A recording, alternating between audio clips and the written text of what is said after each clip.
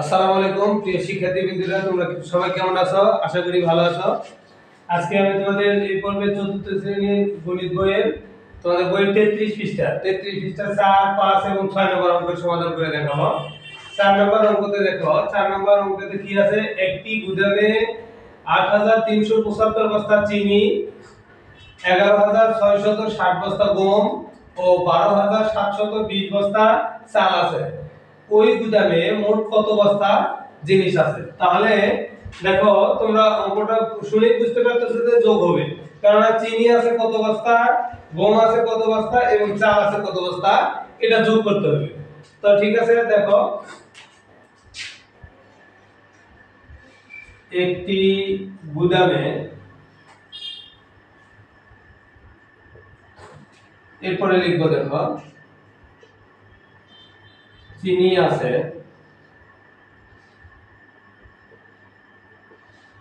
8375 বস্তা,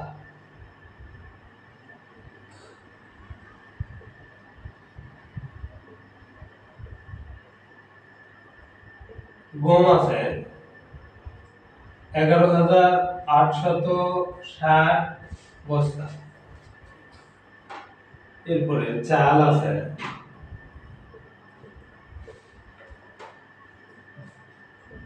12720 বস্তা। তাহলে দেখো তুলনা এখন যোগ করব। যোগ করার এখানে লিখব যে ওই গুদামে মোট আছে বা মোট জিনিস আছে কয় বস্তা? 5। এখানে যোগ করব 2 আর 6 8, 8 7 15, 15 5 হাত থেকে 1, 7 আর 1 8, 8 আর 16, 16 আর 3 19, 9 হাত থেকে 1, 2 আর 1 3, 3 আর 1 4, 4 আর 1 12, 12 2 হাত থেকে 1, 1 আর 1 2, 2 আর 1 3, এত বস্তা। উত্তর 32955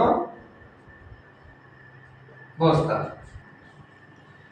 এরপরে দেখো 5 নম্বর অঙ্ক। 5 নম্বর অঙ্কতে কি আছে? এমন একটি সংখ্যা নির্ণয় করো যা 1543 থেকে 500 বড়।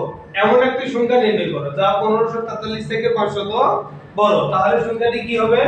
দেখো এই অঙ্কটি করতে হলে দেখো নির্ণয়ে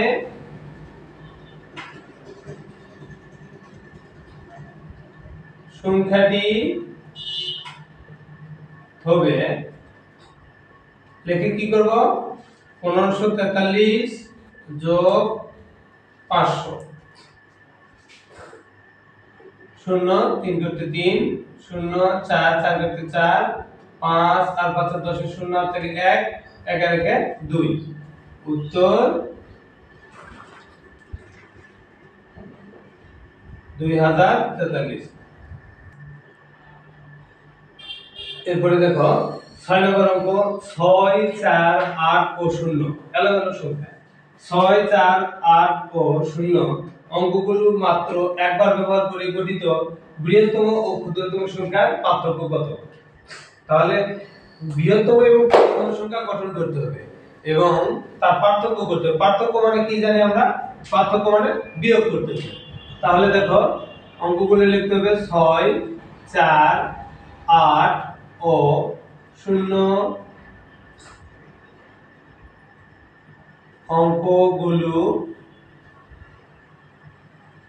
দ্বারা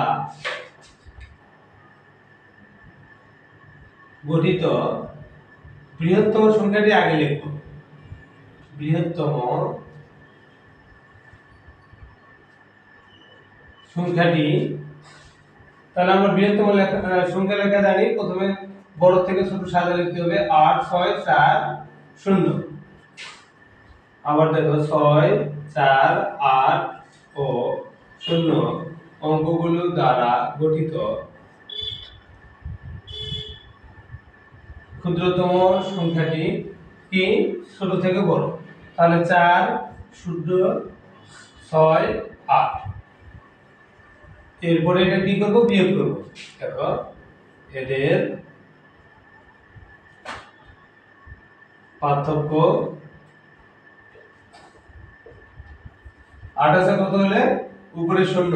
বিয়োগের ক্ষেত্রে ছোট সংখ্যা বড় সংখ্যা নিচে, ছোট সংখ্যা উপরে যদি থাকে তাহলে শূন্য থাকলে সেটাকে কত ধরবো? 10 ধরবো। 1 থাকলে 11, 2 থাকলে 12, 3 থাকলে 13, 4 থাকলে 14, 5 থাকলে 15, 6 থাকলে 16, 7 থাকলে 17, 8 থাকলে 18, 9 থাকলে 19। তাহলে এখানে শূন্য আছে, কত ধরবো? 10। 8 আছে কত হলে 10? 2, হাতে থাকে 1, 6 আগে 7, 7 আছে কত হলে উপরে 4 আছে তাহলে 14 ধরবো। 7 আছে কত হলে 14, 7, হাতে থাকে 1, 1 আছে কত হলে 6, 5, আর হাতে থাকে না। এরপরে দেখো 4 আছে কত হলে 8, 4। দেখো আমরা উত্তর পেয়ে গেছি 4, 5, 7, 2।